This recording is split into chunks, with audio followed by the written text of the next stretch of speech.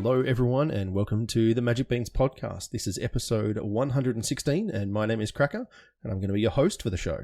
I have one bean with me today, and that is Chewy. How are you doing, mate? I'm good, mate. How are you? Very well, very well. Nice to be back on. Had a week off, and you boys did a good job. It was good catching up on Standard and how we saw the deck's positioning, and I mean, we're going to be doing a lot more of that this time. So, yeah, going to delve a bit deeper. So, much deeper. And see how wrong we were. But yeah, it's good to have you back. Shorty's having a week off, as is Stu, so just us. So, pretty sure this is the A team, if I recall correctly from the invitational coverage. So, I'll take it. I'm not going to complain. Yeah, so look, we always, miss when the other guys aren't here, but that's okay. You and I have been able to talk about Magic for an hour nonstop on many occasions, so I don't think this will be any real challenge for us. But before we get right into Standard and the new information we've got to hand, do you want to have a quick chat about our wonderful sponsors, mate? Absolutely. Got a package yesterday, even. That's how excited I am to talk about Josh and Pat's MTG Bazaar. They're a Facebook auction group where they have nightly auctions for physical Magic cards, including some Win It Now auctions. So, Win It Now deals, and where you can jump on and just first in, best served, amazing prices, and you can get some really good deals. And then they have their nightly auctions with Primo auctions on the weekends where you can bid on cards and pick up some absolute bargains there as well. Josh and Pat's sponsor all things Magic Beans, our podcast, as well as our tournament series, which is in full swing for our Kamigawa League. So pretty excited with that. Lots of matches going on. Discord's popping off with everybody playing their matches, and a couple of weeks to go with that. But all of that is only possible through the support of Josh and Pat's MTG Bazaar. So jump over to jpmtgbazaar.com.au and that'll take you straight to their page. Get bidding, and when you do win, tell them that the Bean sent you, and Josh and Pat will know that we sent you, funnily enough, and they'll keep they'll keep sponsoring us and giving us prizes for you to win in our leagues. So, which is it's a good deal. That's it. Yeah, you guys buy cards, and then they send us cards, and then we give you cards. It's it's the circle of life. Yeah, so you're getting cards twice. It's just exactly. Sign me up. How good, but you're only paying once. Yeah, it's almost like cheating. Almost. Everyone loves a 2-for-1. Exactly right. Exactly. All right. So, a couple little news things that have come out this week about our next set. Even though it feels like Kamigawa is only 20 minutes old, we have got some news about the next set, which is called New Capenna. So the first piece of news, which I think is really interesting, is they've changed up the release schedule now, mate. So it's been for the last few years that digital has been released a week, sometimes as much as 2 weeks before paper pre-releases have.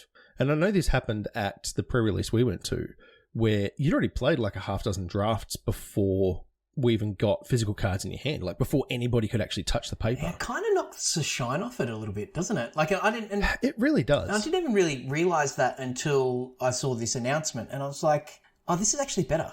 This is much better."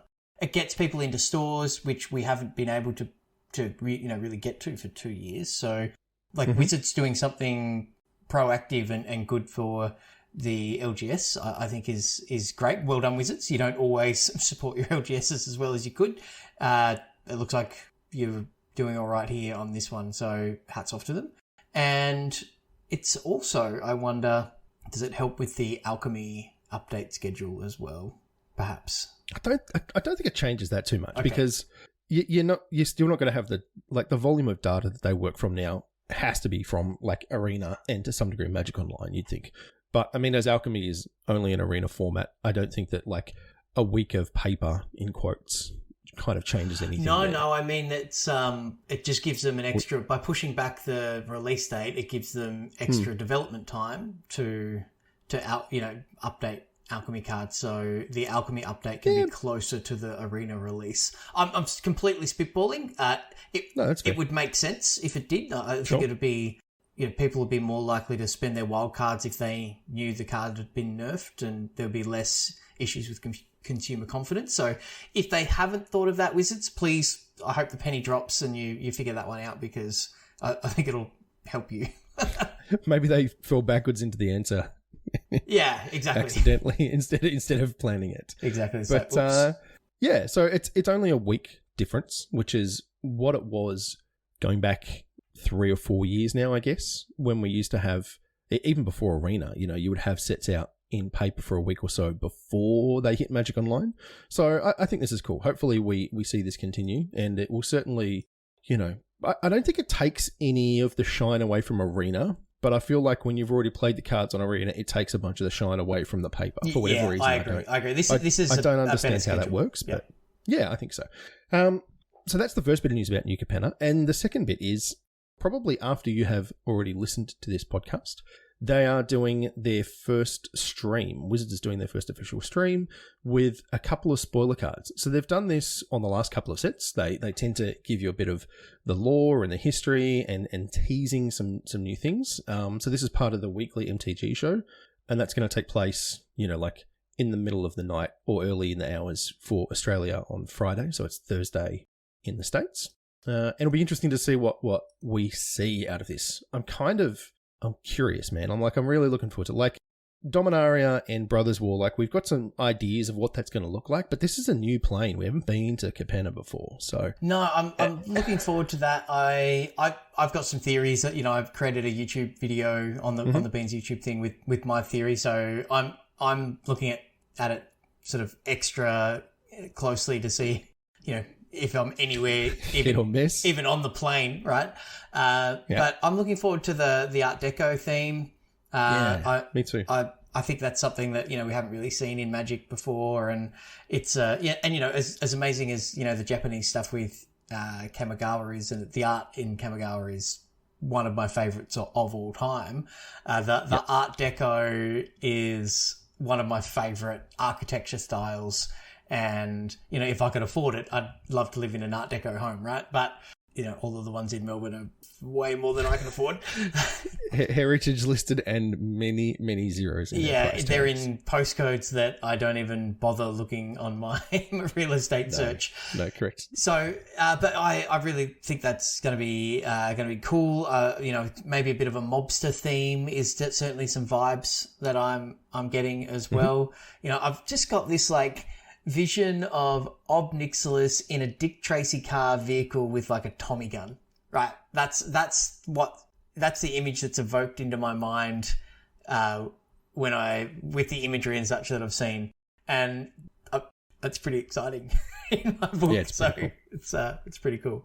So all right, so yeah, before we get to New Capenna though, we've got a lot of current standards to unpack, and we still got. I should say, there's still after the initial preview in the next day or so, I think it's 3 or 4 weeks before we get the actual preview season. So there's a long time between when we see these first couple of cards to the next set. So even though it's exciting, there's still a lot to unpack out of Kamigawa, and it's kind of done what we all hoped it would, and really, really shaken up the format a lot. Standard's back on the menu, boys. It really is. Yeah, it actually looks really interesting and really exciting for a change. And it's felt like it's been a year or more since it was actually interesting for me. So, it's really good to sort of get back into it and start to sink my teeth into, what's going on and everything there. But sinking your teeth into is something you've done a bit of, mate. You've untapped some data. Absolutely, I have. Well done.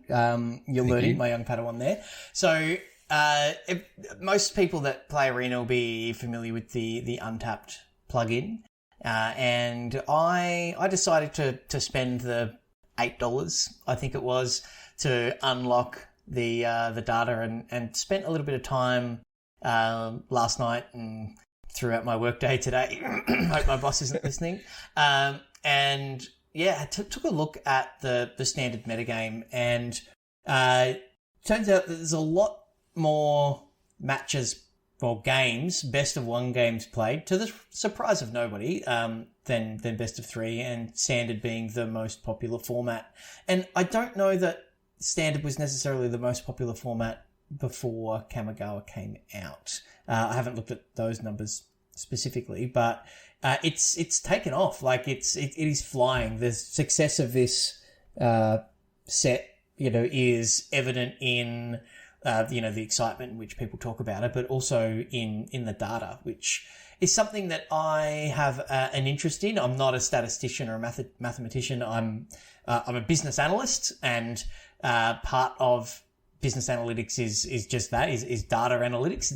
Difference between business and data analytics, that they are very, very different, but there is components of that I need to do day to day in my role at work. And so I flexed that muscle a little bit in the Magic space and came up with a little bit of a metagame breakdown. And I just thought I would share that with everybody here, and, you and I can go through that and pick our way through it all. Yeah. Yeah, maybe give some advice on what the actual best deck to play is by the end of it. So, yeah.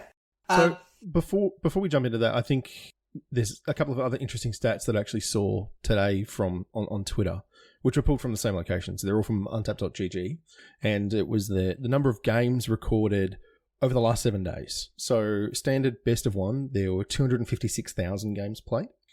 That's Alchemy a lot. best of one, there's a lot, yeah. Alchemy best of one, there was 19,000, and historic best of one, there's 46,000. So huge difference between standard and alchemy best of one. And then we have the best of three stats as well. So best of three standard was 90,000. For alchemy, it was 7,000. And for historic, it was 14,500. So total standard is just kind of crushing everything in sheer volume. And that's not just... I saw that tweet as well, like you shared it with me. That's not just a one-off. So if you look back 2 weeks ago, Alchemy was running at 50% of what standard was. Now it's, it's I don't know how many times 19 goes into 256,000, but it's a lot. And it's a now it's what is that, a 10th maybe? So Alchemy's dropping off, standard is booming, and we've got an Alchemy Premier event on the weekend, which is well done, Wizards. I just praised you for sorting your relationship with your LGS, but then you go and completely do stuff like this. But the upside though, right? The upside is standard is good and people are playing. Yeah. And so, let's dig into that then, right? You've got some data and you've pulled out the top dozen decks that you can see here as far as win percentage. Do you want to kind of list through the caveats as to how you arrived at this? Yeah, I'll qualify my data a little bit just to, because I think it's some important context. So I took decks that have got, I took the 12 best performing decks that had played at least 200 matches in the time period of the 11th of Feb to today being the 3rd of March 2022. So, 3 weeks of data. All up, there's just shy of 500,000 games played in this. So to give you an idea of just the volume that we're talking about, that it's best of one gold to mythic. I haven't factored in the more casual player or the shorties that can't make it into gold and have not quite made it through. And, you could jump in at bronze and play one of these decks and skew the data a little bit because you could crush. I haven't factored in play and draw, and only decks that have got 200 plus games against at least 50%, at least 6 of the other decks represented on the list here as well. So there was a couple of, anomalies that, this deck's got an amazing win rate, but it's only just qualified with 200 games, and 40 of them have been against one deck and 80 against another. So we didn't have data sets for the rest of them, so it was kind of not really worth talking about. Those decks may develop and into a player in the metagame once they've played some more matches, but that is my kind of data set that I'm looking at. And so I'll just circle back on that. So 200 matches minimum, playing matches against other decks on this list, top 12 performing decks on aggregate win percentage for the last 3 weeks. Yeah. Yeah. So, I mean, we'll definitely make this data available. We'll put it in the show notes and things so people can have a look at it because there may be some interested parties and we're more than happy to do that. But I think the thing that's interesting for me here is that there's only one deck in this list that surprises me in terms of like being here. So we might as well just run down them quickly and then we can start to have a chat about where they sit. Actually, we might as well do that at the start. So the top performing deck that we've got here is Naya Humans with an overall win percentage of 59.5%, which is like an impressive win rate. It's huge. Yep. It's massive. So we're looking at 46,000 matches played for this deck, and it's 9.5% of the meta, or close enough to it. Yep. So the fact that we're talking about, as you said before, nearly 500,000 matches across these 12 decks mean that, I mean, we're getting into, I hate to use this term, but statistically significant, right? We're not talking about, as you said, we don't have the deck that spiked against, 4 matchups that it's just like 100% against, and then it's a dog to everything else, because you've done that by putting in these ranges and these minimum kind of benchmarks. So, you still have to take some of this with a grain of salt and understand that, this is the most entrenched players because it's Untapped.gg that is capturing this information. But if you're entrenched enough, then like you're playing to win, right? People like who are installing these kind of apps are not doing it for giggles. They're not playing meme decks and that kind of stuff. Exactly right. Exactly. They want to actually, do well. They want to complete their quest. They want to get. They're at least as bad as me, and probably better. Potentially, yeah. So, what's the next one on the list after Naya Humans? We got Mono White Aggro at 59%. So not far off the pace here. And I mean, again, that's not like I said, none of these decks are particularly surprising. There's 96,000 matches played here for Mono White Aggro. So like, there's big numbers. That's a lot of games. I suppose it only took them like 45 minutes. Yeah, potentially. Maybe an hour, depending on how quick their opponents were. Yeah. Whether, their opponent knew they were dead and started roping them and things like that. Yeah. Yeah, how many times you spammed the nice emoji before you... Yeah. So the next one down, we've got Orzhov Tokens, and there's a bit of a drop here at 55.9% win rate, with less matches as well, actually, 31,000. Yeah, but... Have you come across this one? Yeah, I played against it quite a bit, and it's very, very good against, the other creature decks. It just creates a huge board presence and plays Edgar and Meat Hook Massacre as a sort of a finisher as well. And it's that sort of classic mid-range deck, and it just can just absolutely go very, very wide very, very quickly and recover from its own sweepers, or actually take advantage of its own sweeper with Meat Hook. So it's a cool deck. Are you familiar with this next one?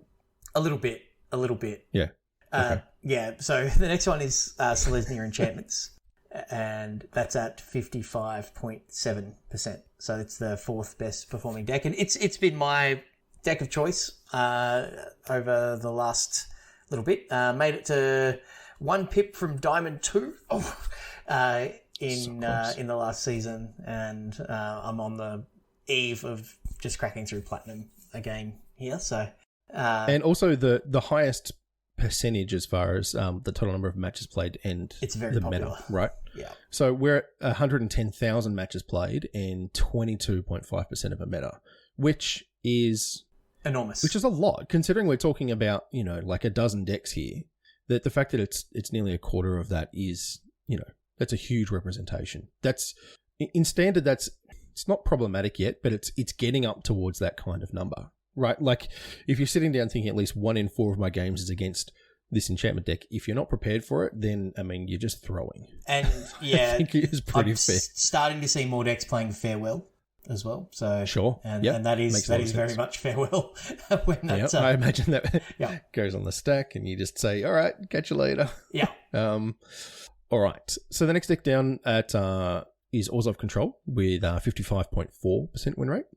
And then right on its tail is Esper Control at 55.3. Very similar, these decks. One just takes advantage of the blue card draw versus the black-white recursion and lessons. So just a different card draw engine, but a lot of the same core power in the deck.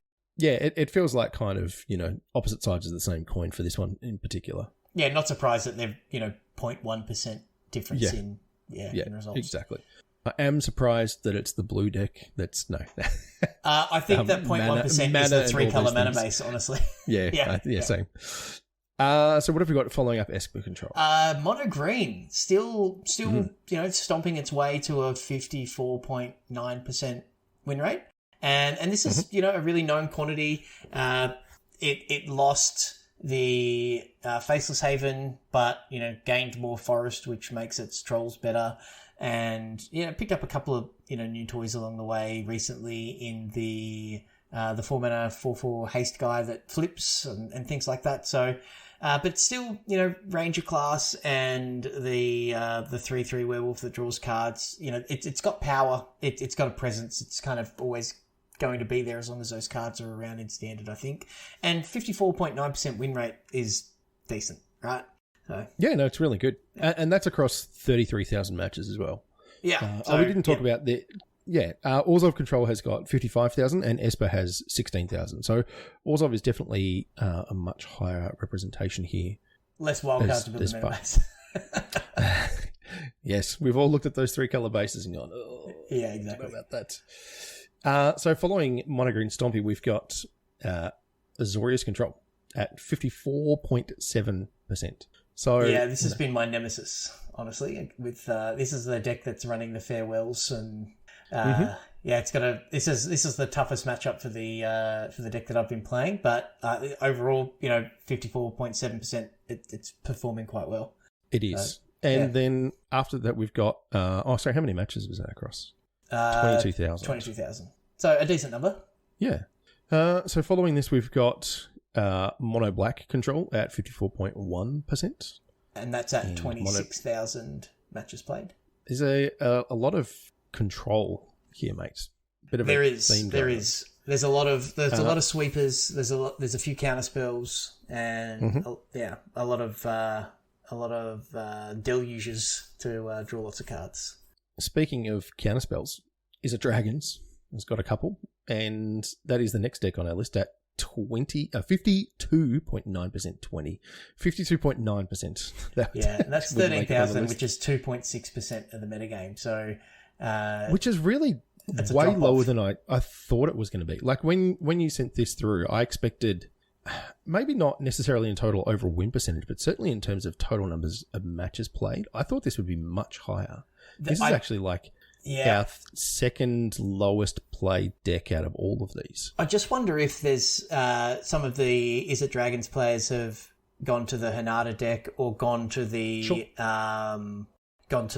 there's a mill deck that's been getting around and casts the fork onto Tashar's Hideous Laughter. So and just tries to mill people out. Go have any good iteration. I hadn't seen that. That's brilliant. Yeah. So I think maybe they've like split some of the metagame share amongst the other, blue-red decks, perhaps. So that might explain that. The other thing that springs to mind here as well is it's also probably, apart from like Mono Green Stompy and Mono White Stompy, it's the oldest of these decks. It's it's been very unchanged for the last little while. People there want to play wasn't a huge something amount new. of impact. Yeah, people want to spice it up a little bit. There's actually not many, if any, of the Kamigawa cards in a lot of the lists that I've been looking at for sort of the Is It Dragons control decks. Absolutely. But one that is new, Mono Red aggro, with the same win rate actually at 52.9%. Yeah, and that's so Shorty would be happy to know that. Yeah, slightly more games played at 15,000, so 3% of the metagame. And interestingly, when I was looking at the data set, a deck that was right on the cusp of qualifying here was actually there's a Mono Red Goblins deck. But it just didn't quite meet the criteria of being played against the other decks on this list. But I guess look out for that as a honourable mention. Yeah. So the one this was the surprise on the list for me, and that's Gruul Werewolves at 52.5. and that's across 12,000 matches. So it's actually like our lowest represented in terms of total matches played, and it's almost the lowest overall win percentage as well. But it's just not something that I've really heard anyone talking about. It's just, I don't know. Are you running across this particularly often? I'm not. Yeah. If we do look at the metagame breakdown, and again, we will share I've got a colourful spreadsheet here. When I was looking at its win-loss percentages against the other decks, of the other 11 decks on this list, it only has a positive matchup against one deck. So it has an overall positive win rate at 52.5%, but it's basically crushing all the other stuff, but losing to the tier 1, tier 1.5 lists. So I guess if you want to sleeve up your Gruul Werewolves, then be prepared for a little bit of the matchup lottery. And look, I've got an affection for this. It took me to Mythic a couple of seasons ago, and it certainly had a place. It came second at Worlds, effectively. Like the Gruul Werewolves list is very similar to what we saw at Worlds with Jay DePraz a few months ago. So but it's a very, very interesting. We will look a little deeper here tonight, but it is, I guess, warning shot. Don't just go off win-loss percentage. Actually look at the win-loss percentage against the other good decks, because otherwise you might just be setting yourself up for a little bit of frustration. So anyway. Yeah. Then the last deck on the list here is the brand spanking new Jeskai Hinata at 14,000 games played. So when we think about how long this deck's been around, it's actually a fairly high number of matches played in a short space of time, because I don't think anybody was playing this on the 11th of February. No. So it's more recent, and and people are learning it. It's new. It's adjusting to the metagame, trying to find its best version, and it's still got a 52% win rate. So it's interesting there. So and another thing I just looked at the differential. Like, so what's the percentage between the most successful deck and the 12th most successful deck? And it's 7.5%. And I haven't gone back and looked over, Magic's history to see how normal that is, but that feels at least anecdotally healthy. If there's, only 7.5% between, the best and worst deck amongst the tier lists. Mm-hmm. So I think that's a lot of the success of this format of having a 250,000 games played aggregate over the last week, as we saw on Twitter today, and it's because there's a lot of things that are good. Like Modern is super popular because you could just play the deck that you want to play, and most decks are playable and good. So we're seeing that in the smaller, more contained standard version, right? So yeah, absolutely, and it's good to see that if you kind of look at the list as a whole, we've kind of got all the major archetypes that you would expect to see represented here. So except we mentioned for the runes deck, yeah, right? Sure. I just mean not necessarily in terms of the decks themselves, but the archetypes. So we've got a whole list of control. We've got a few different takes on aggro decks. We've got mid-range. We've got some kind of mid-range and tempo sort of style decks, and then the more current lists of the Hinata decks that I've seen actually have like an infinite mana combo in them. So there's even like some combo-esque stuff in them. So it's pretty great to see that, for a long time it was kind of like, well, you play mono white or mono green, or you play Elrond's Epiphany, and they were like the choices you had. And if you're doing anything else, you were kind of just wrong. Yeah, throwing, I guess, is about it. So it's really nice to see that we've, like mid-range is definitely a thing again, and there's lots of different choices of control. So yeah, I like that we've got kind of this spread, and apart from the top two decks, which have got, like 4% over the rest of the field, everything is really flat. Like from 3rd to 12th, there's 3.9% difference in sort of overall win percentage, which it feels very flat. Yeah, very, very flat. And again, it is worth mentioning, and this is best of one, so, the metagame will be different to best of three, which it is, but I didn't have the same sort of data set to represent, so we're just talking about it in the best of one context for this evening at least. Well, it's. I mean, like we said before, though, it is a significantly larger portion of the amount of standard or Magic in general being played. This is clearly what people, want to. That's what they do. That's what they do. That's right. So we might as well talk about it. I don't want to talk about something that people don't. I will maintain that the purest form of Magic is best of three, as the cards were printed. But I also play best of one just like everybody else does. And, a lot of what I say about that is tongue in cheek, but it's, that the numbers don't lie in that respect. So I just want to touch on the Naya Runes thing as well, because I know there's a lot of hype about that at the moment. And it's, a deck that hasn't been around for the full time period that we've been analysing here. So it may be, working its way up the ranks. And if we run this same report in a week's time, I would expect to see it.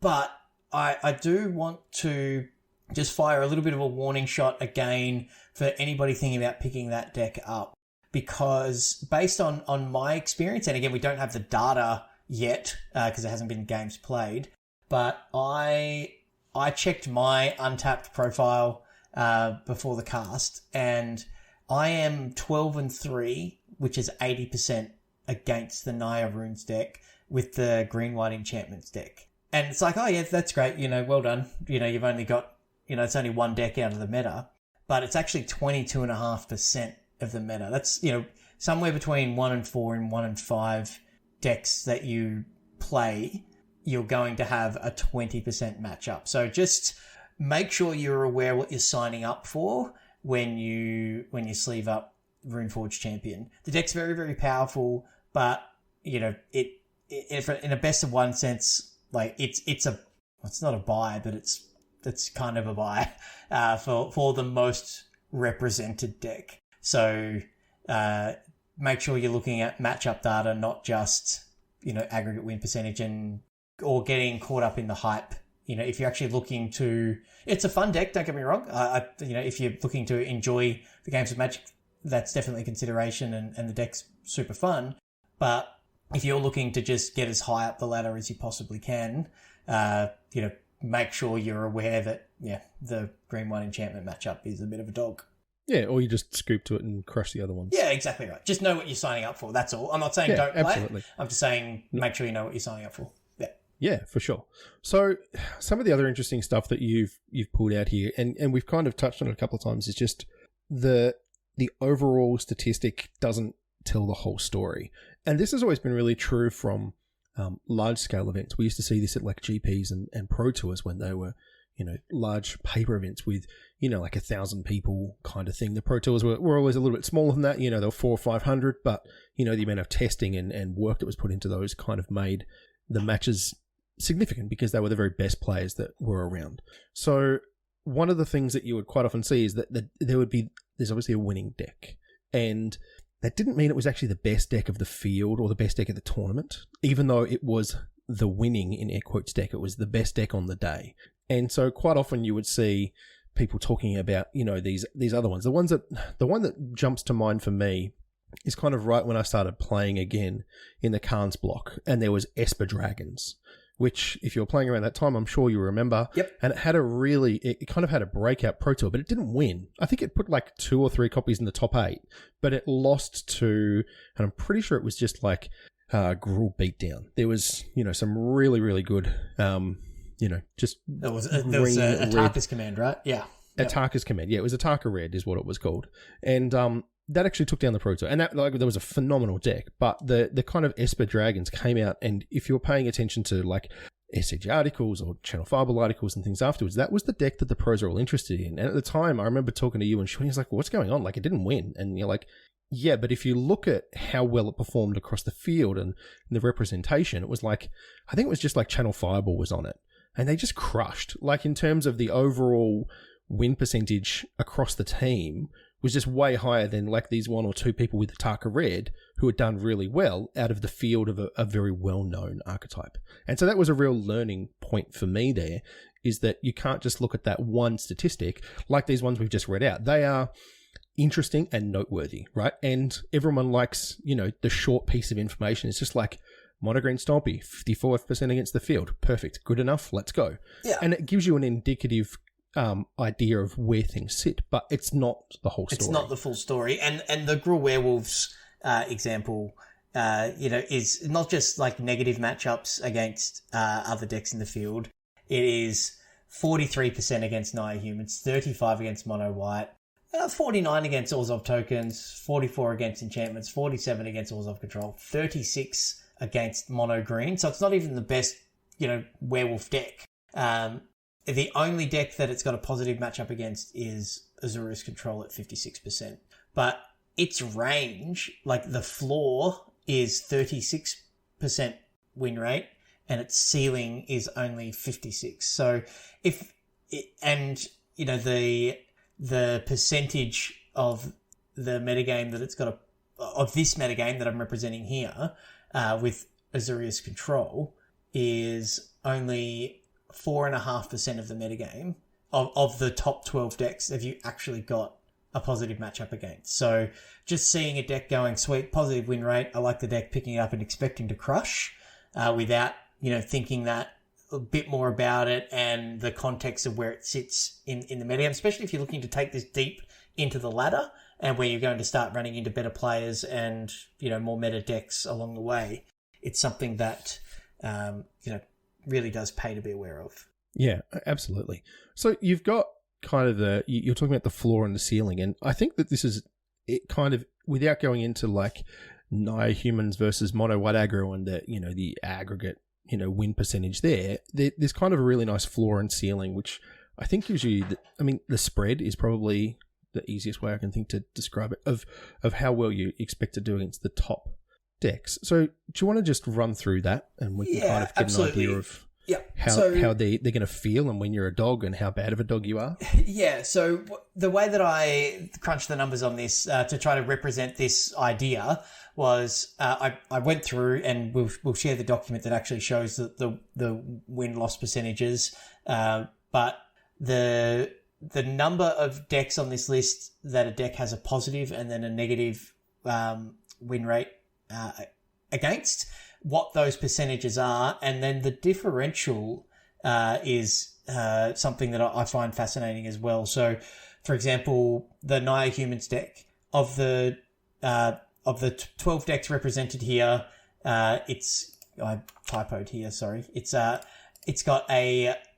positive against 9 of the other decks, negative against only 2 of them.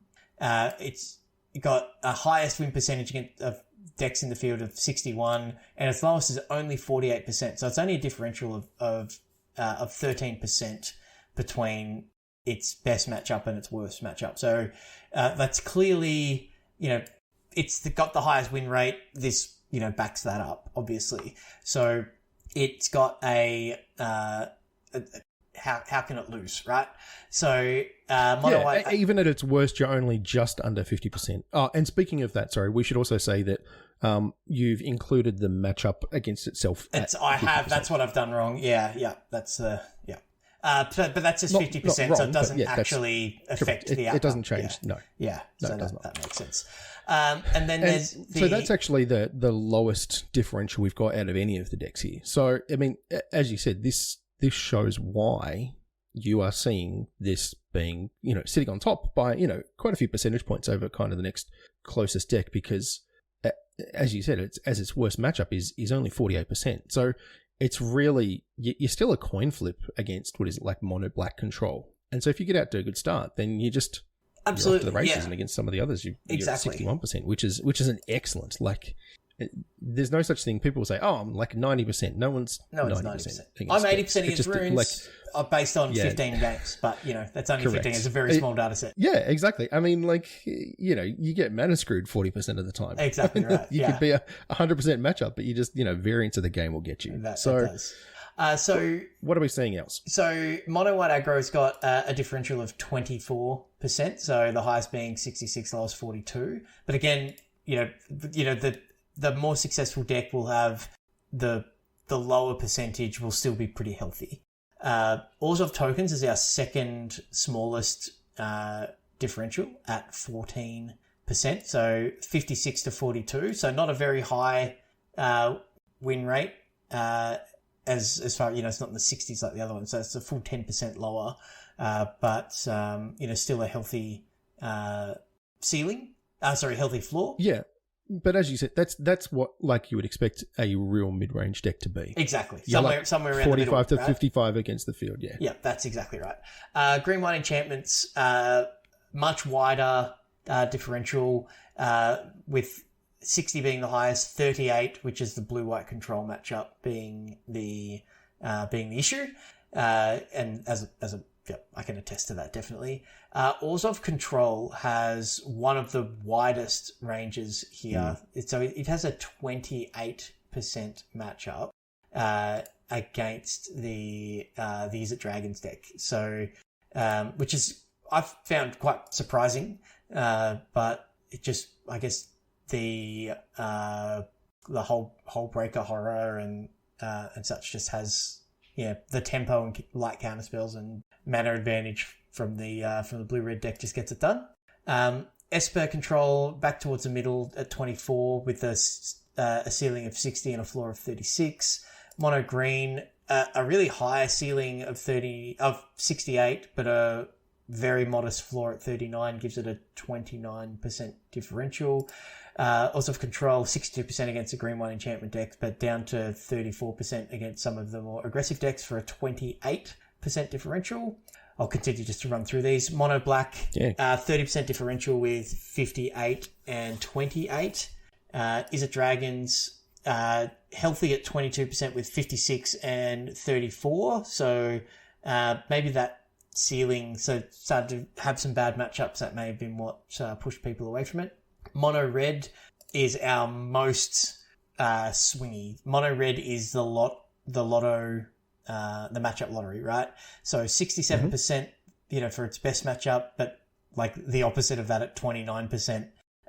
So yeah, make sure if you're going to play mono red, just be prepared to just get completely blown out and, as often as you crush. The werewolves at 20, so 56% against its best matchup, 36 against its worst, and finishing off with Jeskai Hanada, 60% against its best, 36 as its worst with a 24% differential. So a lot of information there, and some people may have to do go back 10 seconds a couple of times on the cast to fully absorb it. But again, we will. I recommend clicking the link in the show notes and having the spreadsheet up whilst we are talking through it, because it's it's an interesting set of numbers and gives some really good context, I think. Oh, wait, this is way less fun. I have to put this in the show notes. We can't make Shorty do it. Ah, okay. Yeah, that's... Rip.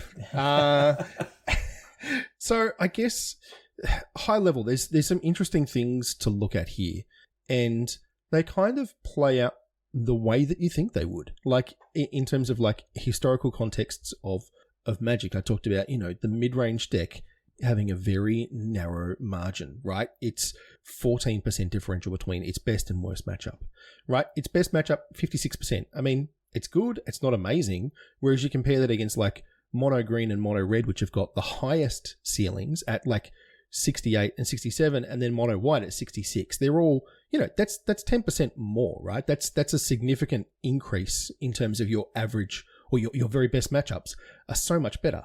But the bad ones, mono red aggro against mono green stompy is 29%. Like, yeah, that's an insta loss. Like you see a forest and you should just scoop, because you're going to save yourself a bunch of time. Yeah, just play the percentages and move on. That's just like chucking in a hand in poker, right?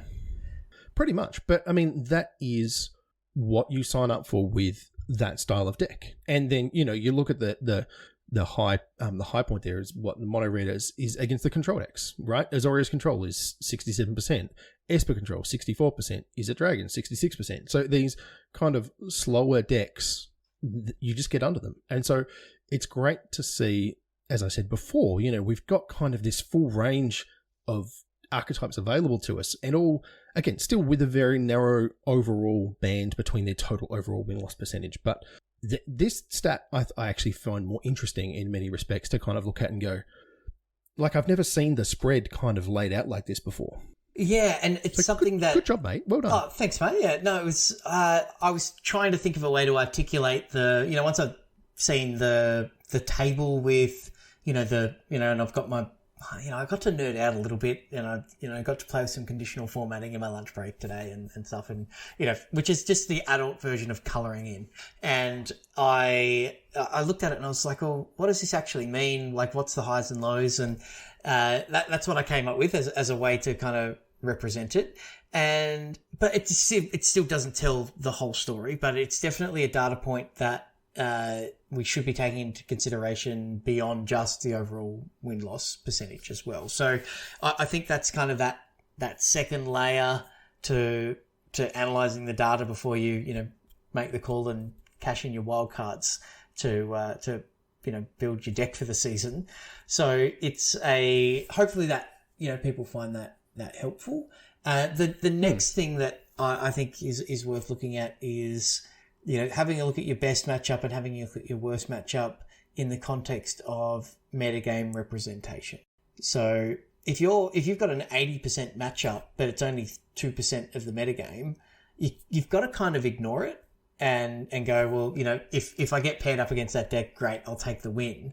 But you can't rely on that at all. So, if you're looking at, Gruul Werewolves, if you've got a deck that crushes, well, everything crushes Gruul Werewolves on this list, but if that's the sort of thing that you're looking at, it's only 12,000 matches in 3 weeks, only 12,000 matches in 3 weeks, very casual talking about high numbers. Mm-hmm. But yeah, you crush Gruul Werewolves, but you insta lose to, Naya Humans or Mono White, or especially the Selesnya Enchantments deck, which is, 1 in 5, almost 1 in 4%, then, that's not the right deck.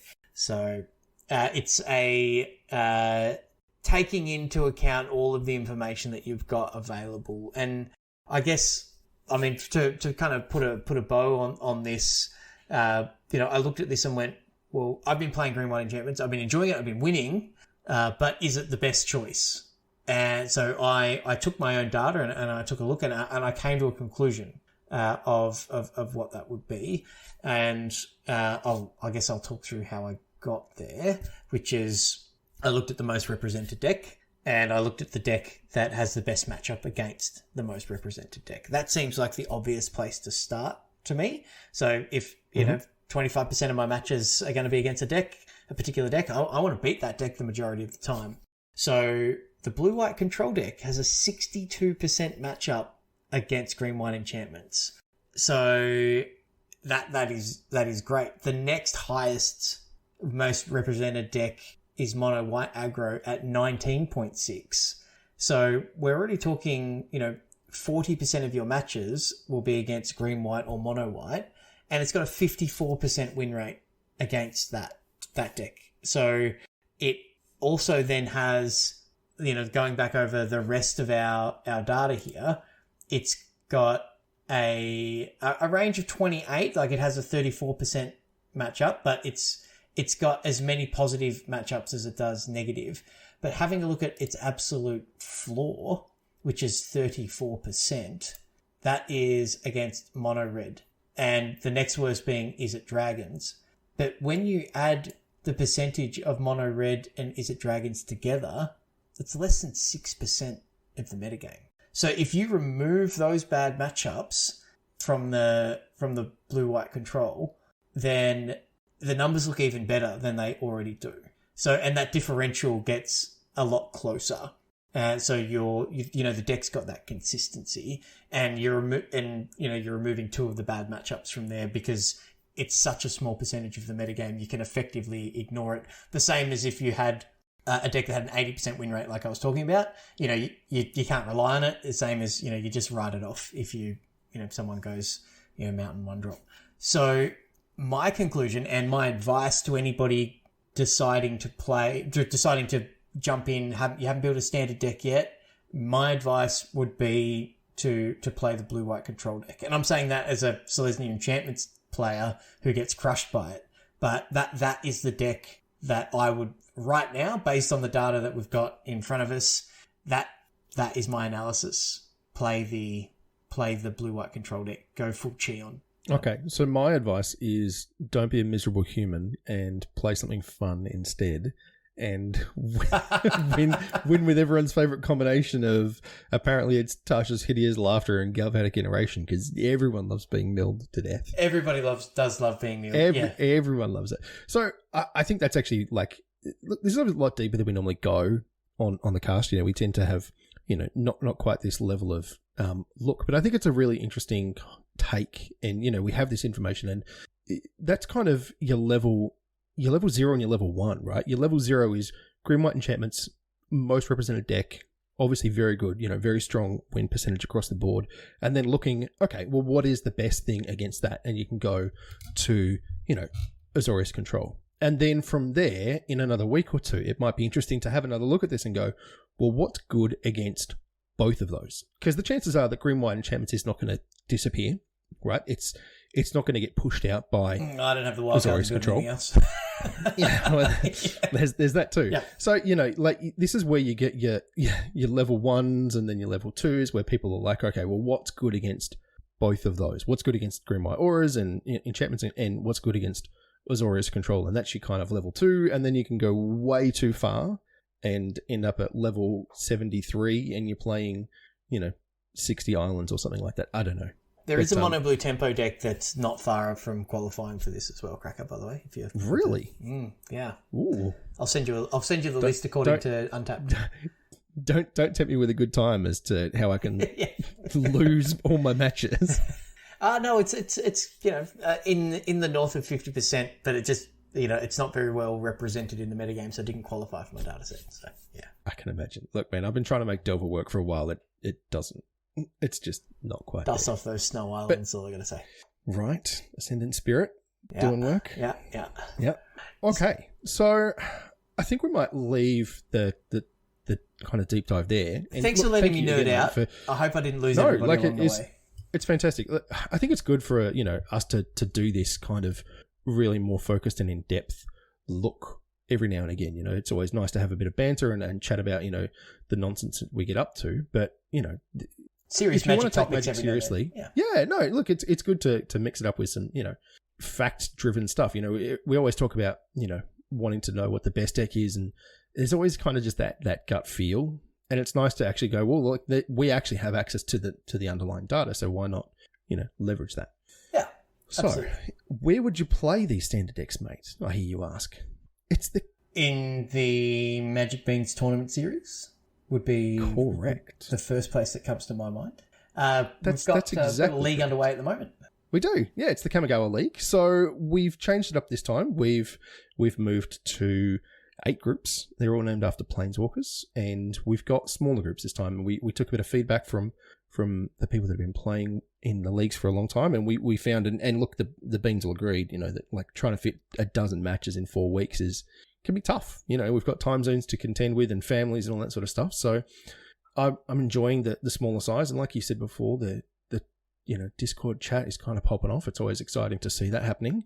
So we're nearly through the first week. We've got only a day left before we're a week in. So don't forget to get as many matches as you can done. There are boosters that are being given away at the end of each week for the amount of matches played. So for every match that you play is effectively an entry into the draw for that. And we've got just a couple of weeks left. So if you haven't started yet, myself, we need to get on it, get cracking, and get these matches done, because we've got the top 8 coming up. We cut to a top 16, and then we've got the top 8, which we'll stream. So really looking forward to seeing how all this plays out. But it's, yes, as we've just spent the last hour talking about, Standard's in a really great spot. It's really, really healthy and really, really fun. There's another one coming. So, if you've missed out on this league, unfortunately it is too late to join now. But New Capenna, like we said, not that far away, and we will be running another one then. So hang around and please join us for that. Anything else that you've got to add before we head out the door, so to speak? mentioned it a little while ago, but just a reminder that we've launched a new website, and go to magicbeanscast.com, and we've got a merch store on there. We've just got a brand new line of merch, thanks to Cracker for organising that. It's all through Redbubble, and they do local printing and shipping, so it's not all coming from the one place. So the shipping time, I can attest to, is a lot faster. So if you're looking for some playmats or t-shirts, and I've even got a 3-layer washable mask with the Beans logo on it, which is pretty cool. So yeah, it's pretty great. I recommend rocking up to your local game store wearing that stuff. And we also have got some articles up and running. So I'm kind of averaging about one a week at the moment, but I want to throw it out to the community. If you've got something to share that you can't share in a tweet, because your idea is too big, it's a place for you to share that information. So shoot me a message on the Discord or on Twitter, and we can talk about your idea. Send me the info, and I'll update it and share it on all the Beans platforms, and you can be a bona fide content creator, which is pretty fun. Which is just one step away from being an influencer. I didn't say it popped into my mind, and I thought I know it did. I just thought I'd finish your sentence. I wanted to let that one through to the keeper. So yeah, it's check out magicbeanscast.com. We always post the latest episode on there as well. Then there's some Beans profiles and other things on there. Then it's something that we're constantly working on and just trying to grow that presence a bit. So yeah, get to it. It's kind of our hub of all our information now. So if you're never sure of where you can find something, or you don't want to search through show notes or whatever because you're driving, then just Magic Beans Cast will be the easiest way for you to dig all that stuff out. Absolutely. So last couple of things. As always, thank you again to Josh and Pat's MTG Bazaar, jpmtgbazaar.com.au. They are our wonderful sponsors. Otherwise, if you want to follow us, we are trying to stream. Shorty did a box opening this week, which is pretty cool. I'm intending on streaming tomorrow night, actually, getting some league matches done. Yes, I'm hoping to get some done next week as well, actually. So we always try and stream a bunch of our league matches, which would be fun. And as I mentioned before, we've got our top 8 stream that we always do at the end of the leagues too. So that's all just at Magic Beans Cast on all kind of the major social platforms. So Twitch, Twitter, Facebook, YouTube. Search Magic Beans Cast, you'll find us. If you wanted to talk to me directly on Twitter, you can do that. I am at JoelHill_. And Chewy, you are? At ChewyMTG. Thank you, everyone. Appreciate your time, and we will chat to you all soon.